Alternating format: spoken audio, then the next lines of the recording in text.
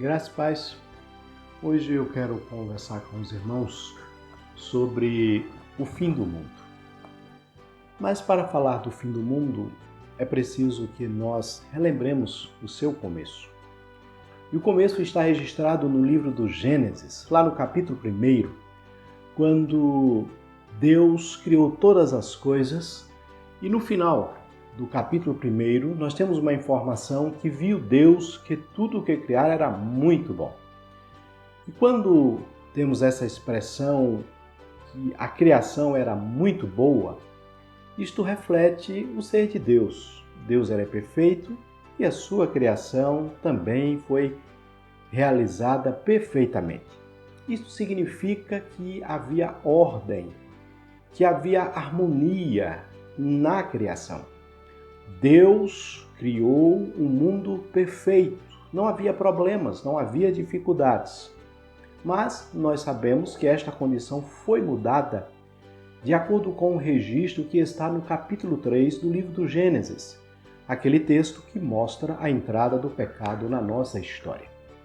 E a partir da desobediência de Adão, o pecado entra na nossa história e traz uma desordem para a criação. Essa desordem se reflete, num primeiro momento, na relação do ser humano com Deus. Por causa do pecado, nós perdemos a condição de adorar a Deus, de fazer a sua vontade, de estar na sua presença e poder ter uma comunhão plena com Ele. Porque nós perdemos a nossa retidão, a nossa santidade, a nossa bondade e nos tornamos pessoas, usando as palavras do apóstolo Paulo, inúteis, no sentido de que nós perdemos a condição de adorar a Deus por causa do pecado que está em nós. Mas o pecado não atingiu só a nós, seres humanos. O pecado atingiu toda a criação. E nós vemos isto por meio dos problemas que nós enfrentamos no mundo. Nós temos problemas com chuvas, às vezes a escassez, a seca, em alguns momentos chuvas demais. Nós temos problemas com enfermidades, nós temos dificuldades de relacionamentos entre os seres humanos, nós temos aí as guerras, nós temos terremotos, tudo isto por causa do pecado que entrou na nossa história. E diante dessa realidade, do pecado que contaminou toda a criação, Deus resolveu mandar um Salvador. O Salvador, Jesus Cristo. Eu creio que a esta altura você já percebeu a importância do que Jesus Cristo veio fazer. Ele veio como o Salvador da criação, porque o pecado comprometeu toda a criação de Deus. Jesus Cristo veio para eliminar todas as consequências do pecado sobre a criação. Nós sabemos que ele desenvolveu um ministério durante a sua vida aqui na terra, foi até a cruz e ali morreu. E o texto, a palavra, nos ensina que ele morreu por causa do pecado. E olhando para nós, seres humanos, Jesus Cristo é nos apresentado como o Cordeiro de Deus que tira o pecado do mundo.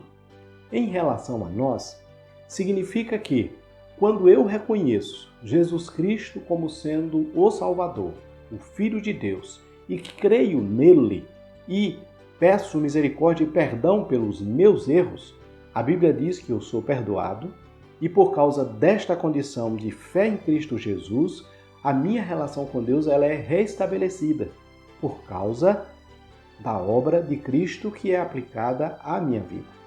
E isto me dá direito de, em Cristo Jesus, fazer parte da família de Deus e viver a eternidade com Deus. Mas onde será essa eternidade? A Bíblia nos diz que haverá um novo céus e uma nova terra.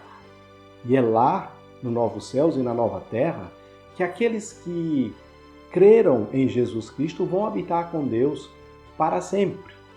E aqui agora nós chegamos então no final do mundo, como muitas vezes nós ouvimos essa expressão. Na verdade, o final do mundo nada mais é do que um recomeço. O final do mundo como nós conhecemos vai se dar na volta do Senhor Jesus Cristo. Só que este final não é uma destruição do mundo como nós vivemos. Este mundo vai ser transformado. Assim como no início, o pecado trouxe consequências e transformações para o mundo que nós vivemos, assim vai acontecer também na volta de Cristo. Este mundo será transformado. Isto significa que tudo aquilo que o pecado trouxe para a criação vai ser eliminado, e aí nós vamos entrar num novo momento, que a Bíblia vai chamar de novos céus e da nova terra. Nós estamos aguardando por este momento, que muitas vezes nós dizemos é o fim do mundo. Na verdade, é o fim do mundo como nós conhecemos, mas vai ser um recomeço para aqueles que estão em Cristo Jesus, que vão habitar no novo céus e na nova terra. Novo céus e a nova terra que habita a justiça, que não vai ter fome, que não vai ter doenças, não vai haver mortes. Nós vamos então viver de fato com Deus e na presença de Deus no mundo onde há plena harmonia. Neste momento, o nosso mundo está em desordem. Na volta de Cristo, a ordem será restabelecida.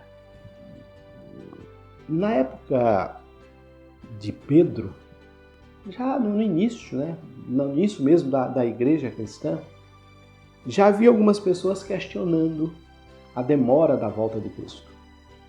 E Pedro registra no seu segundo livro, a epístola de Pedro, a segunda epístola, no capítulo 3, no versículo 9, que Deus não retarda a sua promessa, mas o que Deus está fazendo é sendo misericordioso e dando oportunidade a seres humanos que se arrependam e que creem em Cristo Jesus para que possam morar com Ele no novo céus e na nova terra.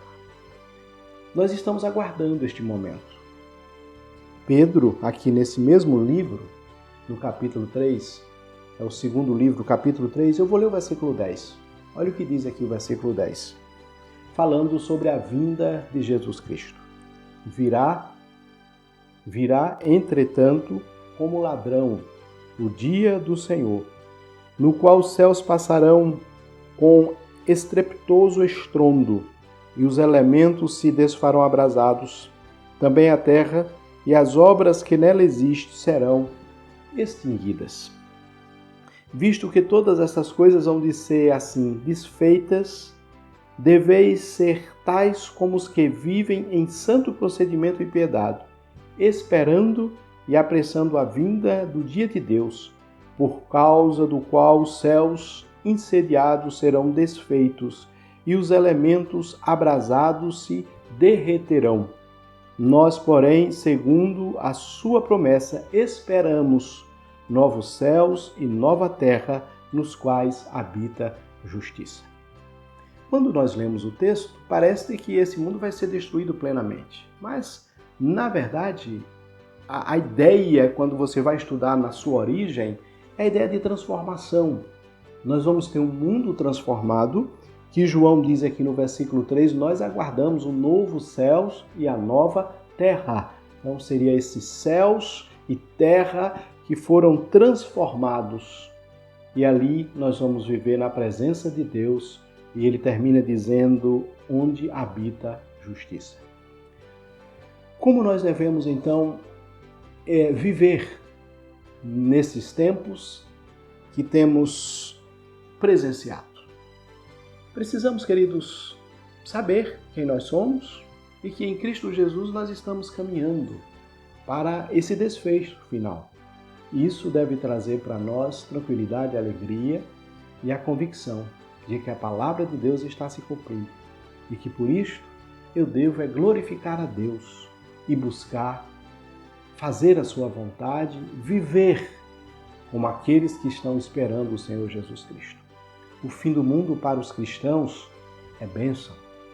O fim do mundo é o começo de uma vida na presença de Deus sem pecado e suas consequências. O que se espera é que você almeje por este momento e que haja em cada um de nós uma expectativa, uma boa expectativa deste momento, e que o Senhor Jesus Cristo venha buscar a sua igreja para que nós possamos sair deste mundo de complicações, de problemas e adentrarmos no novo céus e na nova terra, onde habita a justiça.